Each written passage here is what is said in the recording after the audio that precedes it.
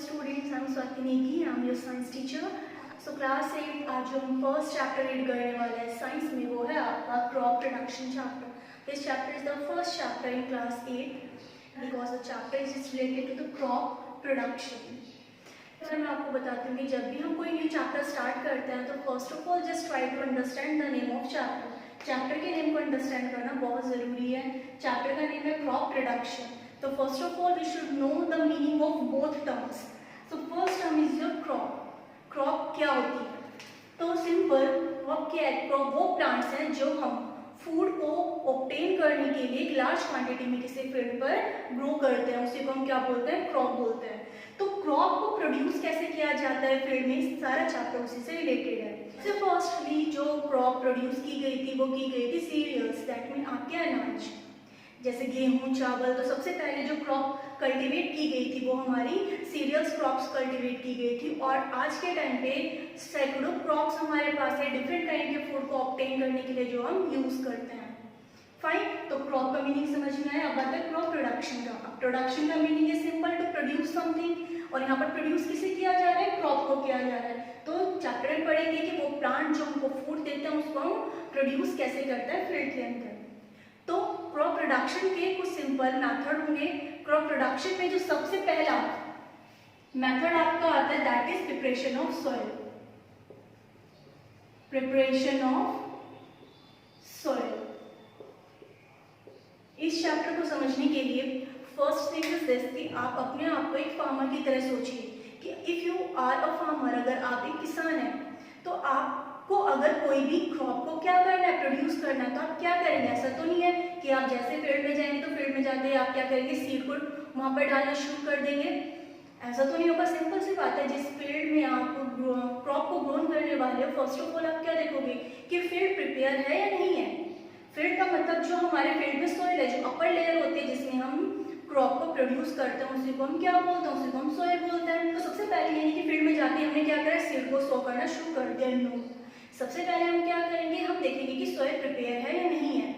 ठीक है. क्योंकि क्या होता है कई बार जब हम फील्ड में जाते हैं, हम देखते हैं खेतों में जाते हैं तो वहां पर हम देखते हैं कि सॉइल के क्रम्स बने हुए होते हैं.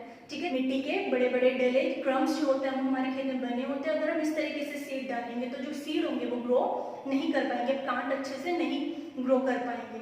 तो इसलिए सबसे पहले हम प्रिपरेशन करेंगे सॉइल की, सॉइल को प्रिपेयर करेंगे. सो प्रिपरेशन ऑफ सॉइल में जो सबसे पहला मेथड आता है that is your tilling. So first method जो आता है ये है आपका मेथड टिलिंग. एंड जो सेकंड मेथड आता है that is your levelling. Second method है आपका लेवलिंग. फाइन. सो पहले सॉइल की क्या इंपॉर्टेंस है क्रॉप को प्रोड्यूस करने में. हमें पता है जो क्रॉप प्रोड्यूस की जाती है डेफिनेटली वो हमारे सॉइल में ही की जाएगी. सॉइल से उसे न्यूट्रिएंट्स मिलेंगे, सॉइल से ही उसे एयर मिलेगी, सॉइल से उसको वाटर मिलेगा ताकि प्लांट अच्छे से ग्रो कर सके. तो it is the most important step to prepare the soil. Soil को प्रिपेयर करना एक बहुत ज़्यादा इंपॉर्टेंट स्टेप हमारे लिए बन जाता है. और इस स्टेप को करने के लिए हम इन दो स्टेप्स का यूज करेंगे. सबसे पहले हम करेंगे टिलिंग. टिलिंग क्या होता है? टिलिंग का मीनिंग होता है हम डिफरेंट टूल्स यूज करेंगे टिलिंग के लिए, लेवलिंग के लिए. टिलिंग में हम क्या करते हैं? वुडन टूल यूज करते हैं.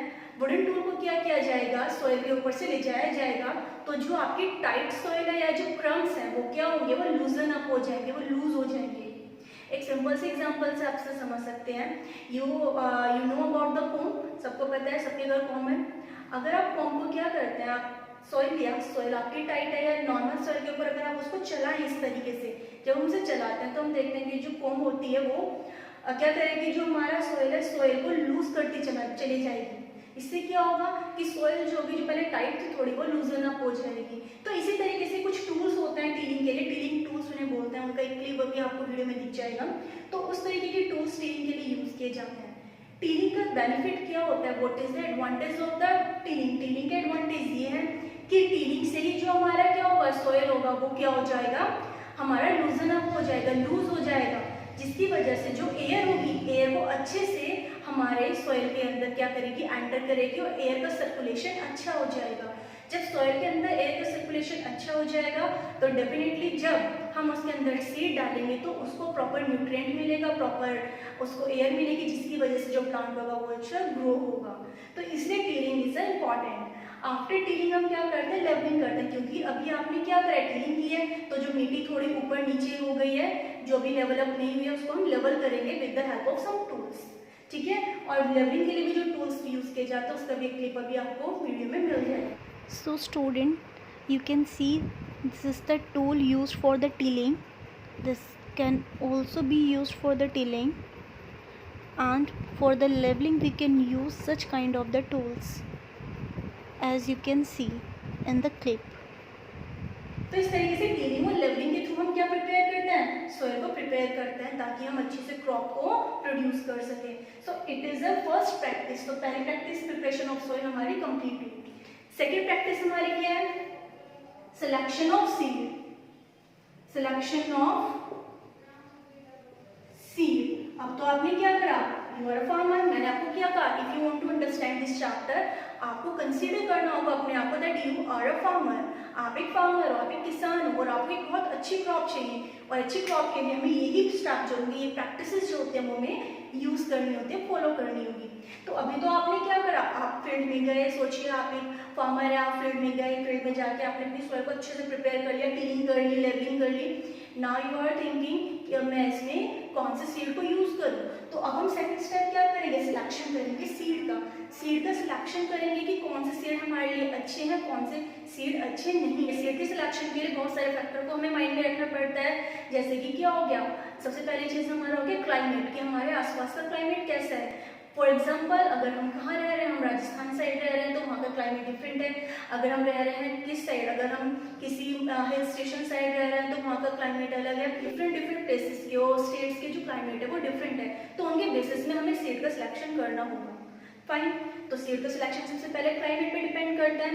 उसके बाद हमारा जो डिपेंड करता है वो डिपेंड करता है हमारे किस पर, रेनफॉल पर भी। कहीं पर रेनफॉल बहुत अच्छी होती है, कहीं पर रेनफॉल नॉर्मल होता है, कहीं पर रेनफॉल बहुत कम होती है। तो इस चीज को कंसिडर करके भी हमें अपने सीड का सिलेक्शन करना होता है। ये ना हो कि हमने ऐसा सीड अपने फील्ड में लगा लिया कि जिसको रेनफॉल की बहुत ज्यादा नीड थी, लेकिन हमारे यहाँ रेनफॉल ज्यादा नहीं होती, जिसकी वजह से क्या होगा, वो सीड अच्छे से ग्रो नहीं कर पाएगा। फाइन, बात आती है कि आप एक अच्छे सीड का सिलेक्शन कैसे करोगे। अच्छे सीड का सिलेक्शन करना क्रॉप प्रोडक्शन का एक बहुत ज़्यादा इंपॉर्टेंट स्टेप बन जाता है, क्योंकि सीड पर ही हमारी पूरी क्रॉप जो है वो डिपेंड करती है। तो सीड का सिलेक्शन, एक अच्छे सीड का, गुड क्वालिटीज के सीड्स का सिलेक्शन करने के लिए हम क्या करते हैं, एक छोटा सी एक्टिविटी हम इसके लिए कर सकते हैं। व्हाट, आप क्या लीजिए, कुछ सीड्स लीजिए, सीड को आपने एक वाटर बॉल में लिया, एक बॉल लिया, उसमें आपने वाटर फिल कर दिया, उसमें आपने क्या करा, वाटर फिल कर दिया, पानी को भर दिया। उसके अंदर जब आप सीड डालोगे तो उसको कुछ टाइम के लिए, अगर कुछ टाइम के लिए हम रहने देते हैं तो आप देखोगे कुछ टाइम बाद कि कुछ सीड्स ऐसे होंगे जो क्या करेंगे, फ्लोट करके ऊपर कहाँ सरफेस पर आ जाएंगे वाटर के, और कुछ सीड्स होंगे जो कहाँ रह जाएंगे, बॉटम में रह जाएंगे, तली में रह जाएंगे हमारे बोल के। तो इसका मतलब जो सीड आपके बॉटम में है वो आपके हैवी सीड है। हैवी सीड का मतलब जिनके अंदर क्या है, आपका प्रॉपर सीड की क्वांटिटी है। लेकिन जो लाइट सीड होंगे वो क्या होंगे, आपके कहाँ पर आ जाएंगे, सरफेस पर आ जाएंगे। दैट मीन वो अंदर से एक तरीके से प्रॉपर सीड नहीं है, उनके अंदर सीड की प्रॉपर क्वांटिटी नहीं है, वो आपके कौन से सीड होंगे, बैड सीड्स होंगे। तो इस तरीके से गुड सीड्स और बैड सीड का सिलेक्शन भी आप इस एक्टिविटी के थ्रू इजिली कर सकते हो। सो दैट मीन आपके थ्रू प्रैक्टिस की preparation of soil, selection of seed जो हमारी होगी। जो थर्ड प्रैक्टिस है वो है आपकी इरिगेशन। अब आपने क्या करा, दोबारा consider that you are a farmer, आपने सॉइल भी प्रिपेयर कर लिया, आपने सीड भी सो कर लिया, अच्छे सीड का सिलेक्शन कर लिया, उसके बाद आपने अच्छे सीड अपने फील्ड में लगा लिए। अब आप क्या करेंगे, हमें उसे वाटर देना है, पानी देना है। तो किसको, फील्ड में जब हम सीड सो कर देते हैं, मतलब बीजों को लगा देते हैं, उसके बाद जब हम वाटर अपने फील्ड को देते हैं, फील्ड में हम वाटर को फ्लो करते हैं, उसी को हम इरिगेशन बोलते हैं। तो इरिगेशन का जनरली मीनिंग क्या हुआ, इरिगेशन का मतलब है कि हम अपने हम अपने क्रॉप्स को, हम अपने जो हमारे सीड्स हैं उनको क्या प्रोवाइड करा रहे हैं, वाटर प्रोवाइड करा रहे हैं, उसी को हम इरिगेशन बोलते हैं। ठीक है, इरिगेशन में डिफरेंट टाइप्स होते हैं।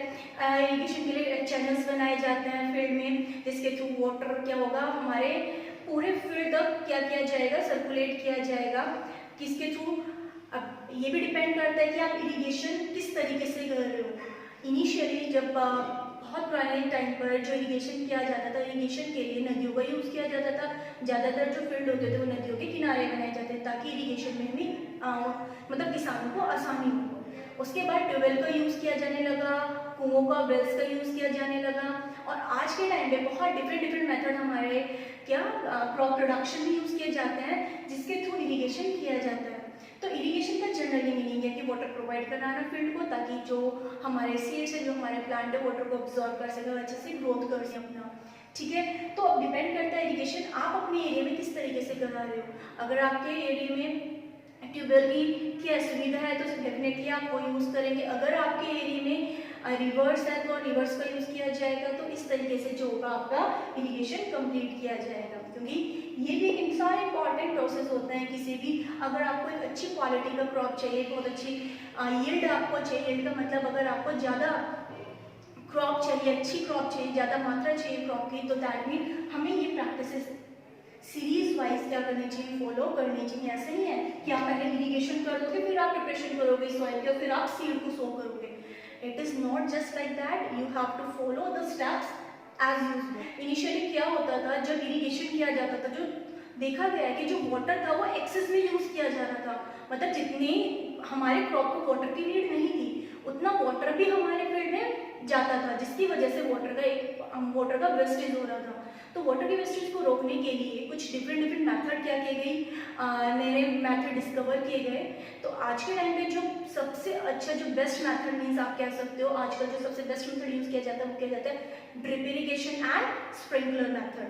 तो ड्रिप इरिगेशन और स्प्रिंकलर मेथड में क्या होता है कि ड्रॉप वाइज जब हम वाटर अपने फील्ड को प्रोवाइड कराते हैं तो उसको हम बोलते हैं ड्रिप इरिगेशन। हम क्या कर रहे हैं, ड्रॉप वाइज अपने प्लांट्स के रूट्स को क्या करा रहे हैं, वाटर प्रोवाइड करा रहे हैं, उसको हम बोलते हैं ड्रिप इरिगेशन। अब स्प्रिंकलर इरिगेशन क्या होगा, स्प्रिंकलर इरिगेशन में क्या होगा, वाटर को स्प्रिंकल मीन्स छिड़का जाता है, एक तरीके से वाटर को स्प्रिंकल किया जाता है हमारे फील्ड में, जिसकी वजह से रूट सिर्फ उतना ही वाटर ऑब्जॉर्व करते हैं जितनी की उसको नीड है। अगर उसको एक्सेस की नीड नहीं है तो वो ऑब्जॉर्व नहीं करेंगे और हमारा जो वाटर का वेस्ट होने से बच जाएगा। तो इस तरीके से इरिगेशन हम यूज कर सकते हैं एक स्मार्ट वे में। So here you can see the clip of the drip irrigation and sprinkle method. So the fourth practice of the crop production is using manures and fertilizers. Fine. अब जो हमारा fourth practice है that is your using manures and fertilizers. तो now अब आपने irrigation कर दिया है, तो इरिगेशन के बाद जो आपका फोर्थ स्टेप आता है that is using the manures and fertilizers. Fertilizers और मैन्योर का यूज किया जाएगा क्योंकि अब आपने इरिगेशन कर दिया है, उसमें वो सीड अब सीडलिंग में कन्वर्ट हो चुके हैं, छोटे छोटे प्लांट उनमें आ चुके हैं। ठीक है, अब प्लांट आ गए तो डेफिनेटली अब आप क्या करोगे, अपने प्लांट को प्रोटेक्ट करने की कोशिश करोगे। आप चाहोगे कि आपके प्लांट को ज़्यादा से ज़्यादा न्यूट्रिएंट्स मिले ताकि जो क्रॉप हो वो एक अच्छी यील्ड दे, वो ज़्यादा पैदावार दे। तो इसीलिए हम क्या करेंगे, मैन्योर और फर्टिलाइजर का यूज़ करते हैं ताकि अगर कोई भी न्यूट्रिएंट्स हमारे क्रॉप के लिए इनसफिशिएंट रह गए हैं सॉइल के अंदर, तो वो इनसफिशिएंट जो हमारे क्या है न्यूट्रिएंट्स है वो इन मैन्योर और फर्टिलाइजर्स के थ्रू क्या किए जा सके, वो हमारे क्रॉप को प्रोवाइड कराए जा सके। So student, in this clip you can easily see the differentiate between the manure and fertilizer. Next practice है वो है आपका pest control. Pest control process बहुत इंपॉर्टेंट है क्योंकि यहाँ तक आप अपने क्रॉप को बहुत अच्छे से ग्रो किया है, यहाँ तक आपने अपने क्रॉप को बहुत अच्छे से ग्रो किया है, एक अच्छा क्रॉप प्रोडक्शन किया है। अब क्रॉप प्रोडक्शन से तो क्या नहीं हुआ कि कुछ अनवांटेड ऑर्गेनिज्म आएंगे या माइक्रो ऑर्गेनिज्म आएंगे और वो आपकी क्रॉप को क्या कर देंगे, स्पॉइल कर देंगे, खराब कर देंगे। तो पेस्ट क्या होता है, पेस्ट वो हमारे ऑर्गेनिज्म, माइक्रो ऑर्गेनिज्म है जो हमारे क्रॉप को क्या करते हैं, स्पॉइल करते हैं, खराब कर देता है। तो इनको कंट्रोल करने के लिए हम यूज करते हैं पेस्टिसाइड्स। पेस्टिसाइड्स क्या करते हैं, पेस्टिसाइड किल करता है बैक्टीरिया, स्पोर, जर्म्स को और उन अनवांटेड माइक्रो ऑर्गेनिज्म को जो हमारे क्रॉप के लिए क्या है, हार्मफुल है। अब पेस्ट कंट्रोल के बाद जो नेक्स्ट आपका प्रैक्टिस आता है वो आता है आपकी हार्वेस्टिंग का सिंपल मीनिंग ये होता है कि हम क्रॉप को फील्ड में से कट करें और कट करने के बाद हम क्या करेंगे, उन क्रॉप में से ग्रेन्स को सेपरेट करेंगे by using the method threshing and winnowing. Phrasing और विनोइंग के बारे में हम क्लास 6 और 7 में बहुत से रीड कर चुके हैं। तो अब क्रॉप को कट करने के बाद जब आपने ग्रेन सेपरेट कर लिया, हम क्या करेंगे, उनको स्टोरेज करेंगे। स्टोरेज का मतलब अब जो ग्रेन्स आपको मिला है आप क्या करोगे, पहले उसे सन ड्राई करोगे, धूप में सुखाओगे ताकि उसके अंदर से जो मॉइस्चर है वो रिमूव हो जाए। और जब मॉइस्चर रिमूव हो जाएगा तो हम उसको स्टोर करेंगे। स्टोर करने के बाद हम साइलोज में उसको रख देंगे। साइलोज क्या होगा, बड़े बड़े रूम्स होते हैं, जैसे हमारे घर में स्टोर रूम होता है, ऐसे ही बड़े बड़े रूम होते हैं जहाँ पर हम किसको, क्रॉप्स को, जो हमारी ग्रेन्स है, ग्रेन्स को सन ड्राई करने के बाद क्या करते हैं, वहाँ पर स्टोर करके रखते हैं। सन ड्राई करना ज़रूरी इसलिए होता है क्योंकि अगर हमारे ग्रेन्स के अंदर मॉइस्चर रहेगा तो डेफिनेटली उसके अंदर या तो बैक्टीरिया या जो हमारे जर्म्स होते हैं वो ग्रोथ करने लगेंगे, जिसकी वजह से हमारी जो पूरी क्रॉप है वो स्पॉइल हो जाएगी, खराब हो जाएगी। तो इस तरीके से हम इस 7 प्रैक्टिसेस यूज़ करते हैं एक अच्छी क्रॉप को प्रोड्यूस करने के लिए। और ये हमारे इस चैप्टर में जो था हमारा मेन जो टॉपिक था वो यही था। और होप आपको टॉपिक समझ में आएंगे। If you have any confusion तो you can comment me in my comment section box में आप कमेंट करिए। Some students are having my personal number also, they can message me on WhatsApp if they have any problem, any query regarding the topic. So thanks for watching the video. Student, if you understand the topic, please like and subscribe the channel, also share it. Thank you.